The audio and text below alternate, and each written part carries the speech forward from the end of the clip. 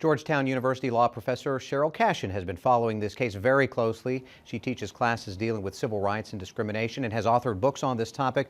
Professor Cashin, how concerned are you about the outcome ultimately of this case and the impact that it will have on all universities? Well, obviously it's very concerning in a country that's rapidly becoming more diverse. It's important for all institutions to be able to achieve a modicum of diversity. And so it's a issue of national concern, and so I'm watching it closely, as are many people in university settings and in business settings, to see what the court is going to do. I know that you clerked for Justice Thurgood Marshall as part of your career, so you're familiar with what happens there in the High Court. In their questions this week, the justices seemed split on this issue. What do you make of their questioning that you could maybe share with us? Well, it all comes down to Justice Kennedy, doesn't it?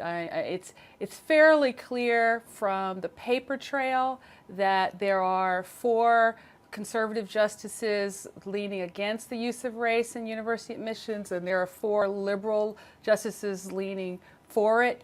And it all comes down to Justice Kennedy, so I was paying very close attention to his comments. And one of the things that was very interesting to me is he was very focused on race and how individuals are treated, and he really took the lawyers for UT to task about why they were so insistent on getting more, frankly, relatively privileged black people, that he really was drilling down on this question. And it's consistent with a theme of his. If you read his opinions in a series of cases, his dissent in the Grutter case, the 2003 affirmative action case, a case about firefighters, another case involving the rights of non-Hawaiians to vote in an election having to deal with Hawaiian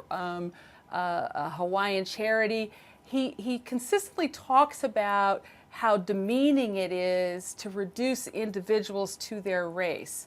And he has never voted for an affirmative action program, in favor of it. And I think his comments at oral argument this week were consistent with that theme. Of course, you mentioned the 2003 case involving the University of Michigan. The justices then narrowly approved, with some adjustments, Michigan's narrowly tailored use of race, which seemed to have opened the door for UT here. What's different 8 years later?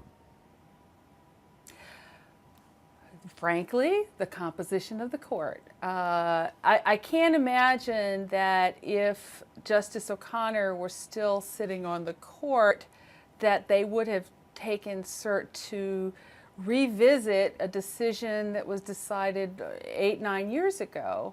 And so, this is an uncomfortable aspect of teaching constitutional law to students. Like, how is it that the meaning of the Constitution might change with the personnel of the court? Well, it happens, and I don't mean to suggest a cynical view of the law, but clearly, at least 4 justices were anxious to revisit that decision. You need 4 justices to vote to take cert, to take the case. So I think that's really what has happened.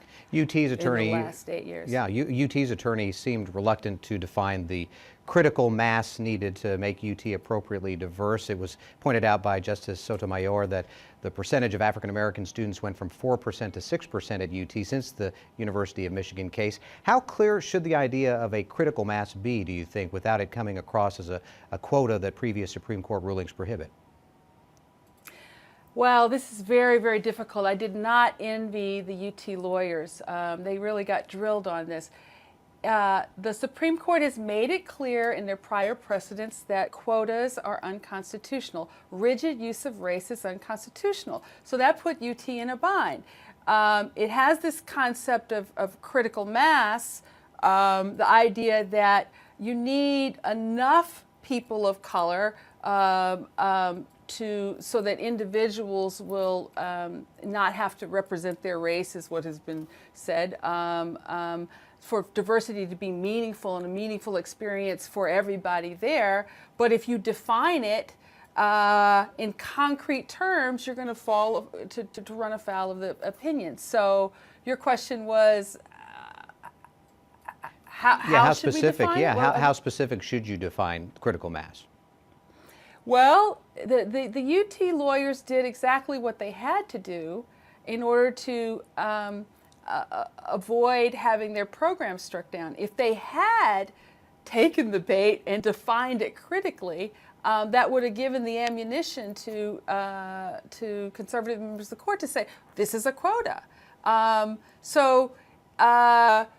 The essence of the 2003 opinion, Justice O'Connor's opinion, was that universities have a unique role to play in American society, and they deserve a degree of deference. The court was willing to give them a bit of discretion in pursuing their compelling interest in building a diverse class, and so the Grutter decision did not insist on them defining specifically what critical mass meant. So if they want to adhere to Grutter, they shouldn't have to say, well, critical mass means 20%, because if they do, that's a quota. Right. And the point is, we don't want a society where race is a rigid factor or the determinative factor. So it seems to me if the court, it really comes down to Justice Kennedy. If Justice Kennedy is uncomfortable with this concept of critical mass, this may be the case where he says, I just don't think government should be in the business of considering race at all. I actually don't think he's going to do that, but that's the dilemma. But it's all based on discretion. The court was comfortable in 2003 with the idea of trusting universities to consider race flexibly and not insisting on defining critical mass in a rigid way. Professor Cashin, thank you so much. We really appreciate you joining us. Thank you for having me.